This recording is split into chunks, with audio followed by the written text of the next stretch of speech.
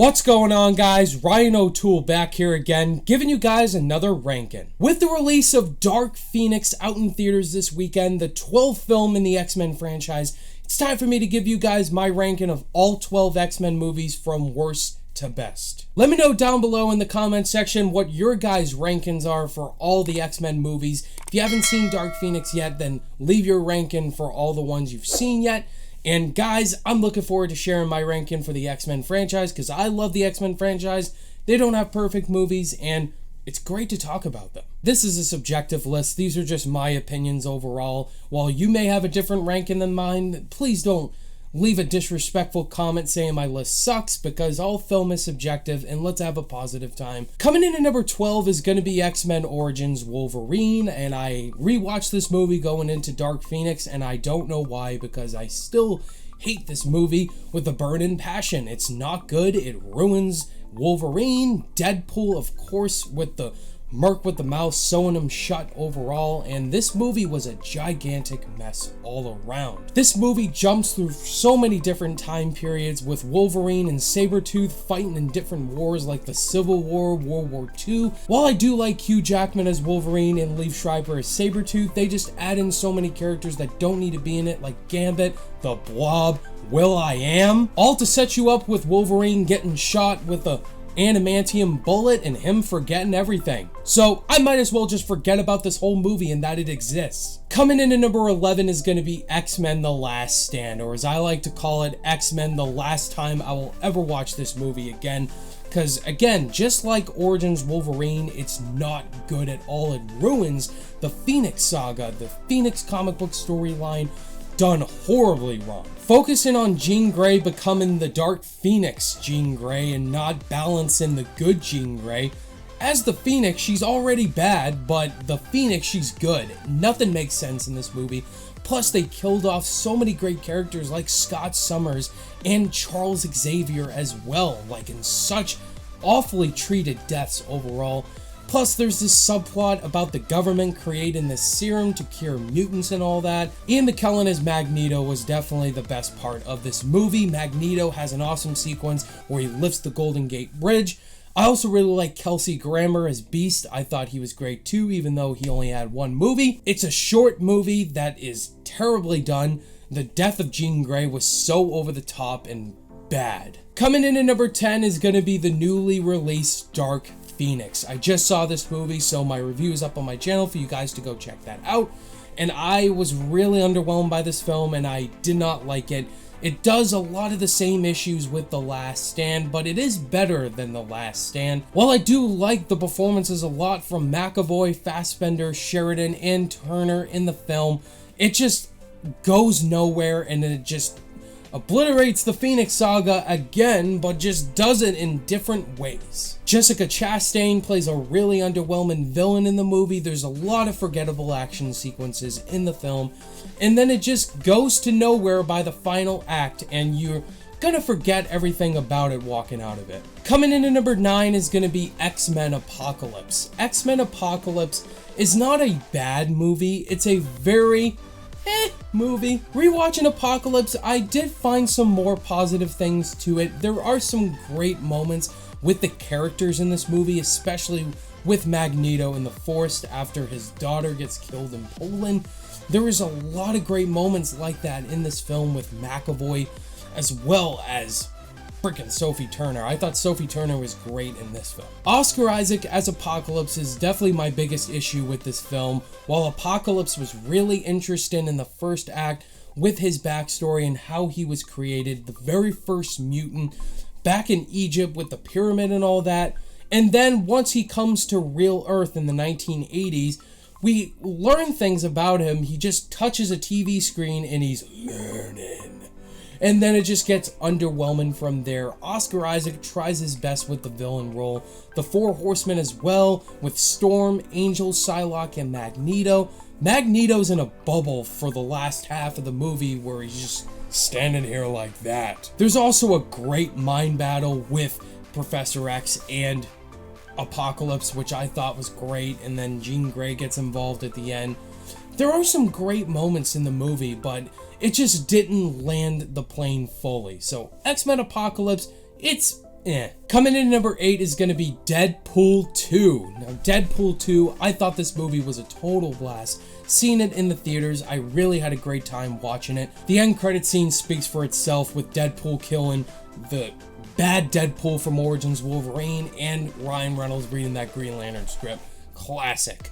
But Deadpool 2 is not as good as the first one, and there are some underwhelming parts to the movie, but overall the characters are great with Deadpool, Russell, Domino, and Peter. Especially the part with the X-Force all dying, that was just freaking hilarious to watch that. Josh Brolin as Cable was great, and the kid Russell, he had some good moments, but he for sure was overacting. And with Deadpool 2, there are some issues with the film, with the Professor character getting added in there.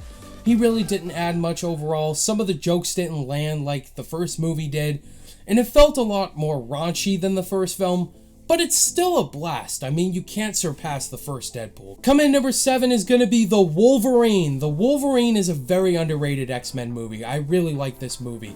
I think the Japanese elements are really great about the Wolverine. The first 2 acts are amazing. Logan going through a depressive caveman period where he has a grown beard and all that.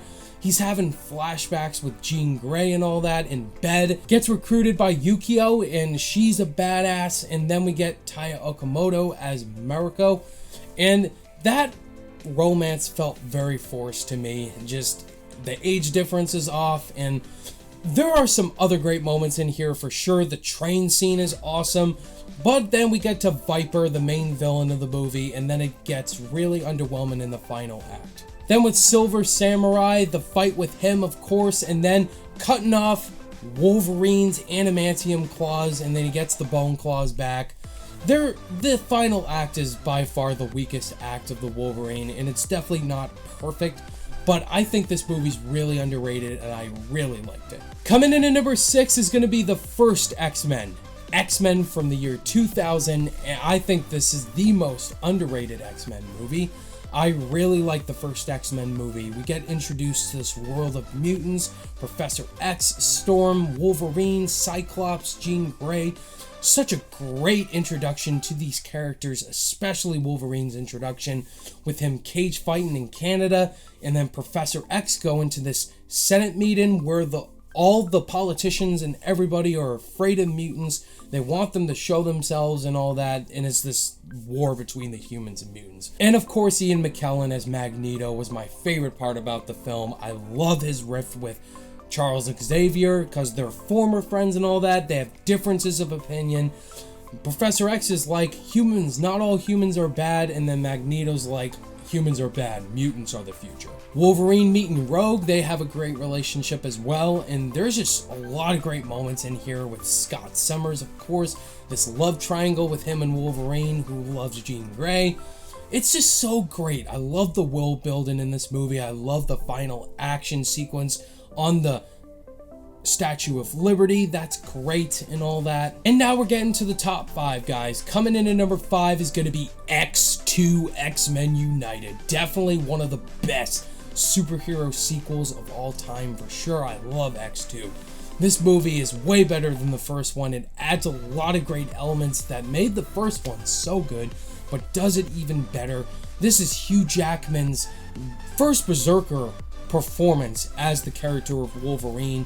Wolverine finding out about his past and all that. He has to go to Alkali Lake and find Stryker, who's an excellent villain played by Brian Cox. And his henchman, Lady Deathstrike, is really cool as well. I love Lady Deathstrike and Wolverine's fight. That's really good. We also get introduced to Nightcrawler. That opening scene is so badass and awesome with him in the White House. That scene still holds up. Can we just talk about how insane Stryker is as a villain? He controls Professor X right out of the gate. He makes a new Cerebro place, and he uses Professor X with his son to kill every single mutant alive, but then Magneto interferes, and Magneto makes Professor X kill every human alive. This movie goes batshit crazy by the final act, and the final act is the best part about this film. With Wolverine, there's an emotional scene, of course, with Jean Grey sacrificing herself and becoming the Phoenix, even though she didn't die in the movie. It's just a great final act. I love X2 so much. Coming in at number 4 is going to be Deadpool. The first Deadpool movie. This movie was a blast. I freaking love this movie. I loved it the first time I saw it in theaters. One of the greatest theater experiences. This movie is just freaking hilarious. It definitely holds up for sure with the jokes. The opening credits is amazing. And then we just go right to Deadpool, breaking the fourth wall, saying a lot of great jokes. Ryan Reynolds was made for the role, of course. And just Deadpool's love story as well. He loves Vanessa and will do anything to save her. We also see Colossus and Negasonic Teenage Warhead. They're great additions as well. The biggest issue is definitely Ed Skrein as Ajax. He's kind of a villain, but I liked him in here. He had some funny moments too with, what's my name? What's my name? That's great too with Wade Wilson and all that. If it wasn't for Ryan Reynolds leaking that test footage, then we wouldn't have had a Deadpool movie, so we can thank Ryan Reynolds for all that. And Deadpool was such a smash success. It's the highest grossing R-rated film of all time, and I was just really pleased by how great this movie was. And it's definitely a fun time. That end credit scene, it's a classic. Coming in at number 3 is going to be X-Men Days of Future Past. X-Men Days of Future Past is one of the best X-Men movies. It was a great time travel movie and a great superhero movie. Like, Days of Future Past combined both of the cast, the old cast and the new cast. I love how they changed it from the comic books where Wolverine goes back in time and not Kitty Pryde. That was great. Hugh Jackman's fantastic. I loved him with his interactions with Patrick Stewart, Ian McKellen, and also with James McAvoy and Michael Fassbender. All the timeline periods were great. The Sentinels were really great villains as well. Peter Dinklage was a great villain as Bolivar Trask. And we focus a lot on Jennifer Lawrence as Mystique/Raven, and I think this is Jennifer Lawrence's best performance as Mystique. Coming in at number 2 is going to be X-Men First Class. I freaking love X-Men First Class. I think it's an excellent movie from start to finish, and one of the best prequels for sure. Matthew Vaughn directed this movie, coming hot off of Kick-Ass and making an X-Men movie, which was awesome. He was supposed to direct X-Men The Last Stand, but he came back for First Class. Alright, I gotta make this universe right again, and this movie was awesome. It was a great prequel. I love Michael Fassbender in this movie as Magneto, and James McAvoy as Charles Xavier, Professor X. I love the introduction to the First Class X-Men members with them in the yellow spandex suits. It has arguably one of the best X-Men villains with Sebastian Shaw, played by Kevin Bacon. I love the intro and the mixing of the Cuban Missile Crisis. There was a big event, and I thought this movie handled that well. But really, this is a Magneto origin story. But it hasn't topped my favorite X-Men movie, and that is Logan. Logan is definitely my favorite X-Men film. Out of all the X-Men, it's a spin-off. Logan is hands down the best in my opinion. I think this is a flawless film. It's one of my favorite comic book movies, in my top 3 for sure. I love this movie. It is a perfect film. I love Hugh Jackman. He possibly gives his best performance as Wolverine. Patrick Stewart gives his best performance as Professor X. The fact that they both didn't get Oscar nominations is a crime. And Daphne Keane as X-23 was awesome. And I hope we see more of her as well. And I love the Western element of this movie. If you have not seen any X-Men movie, this is the perfect movie to watch because it does not feel like an X-Men movie. It feels like an independent Western. I love the darkness that Logan has to go through in this movie. He's dealing with depression. He's an alcoholic. The darkness that this character has experienced throughout his whole career is very sad. And you feel sad for Professor X as well. And when he dies in the movie, it's so sad because that's how he should have died and not The Last Stand.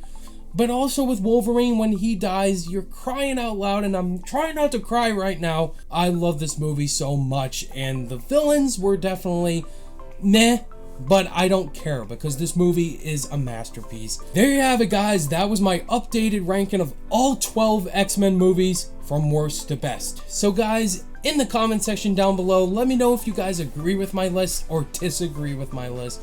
And if you do disagree, let me know your rankings down below, and let's have a friendly conversation. Thank you guys, as always, for watching this ranking, and if you guys liked it, give it a thumbs up, and if you're new to the channel, Be sure to subscribe today for more content. All my social media links are in the description down below. Click that notification bell on your way out, and I'll see you guys in the next video.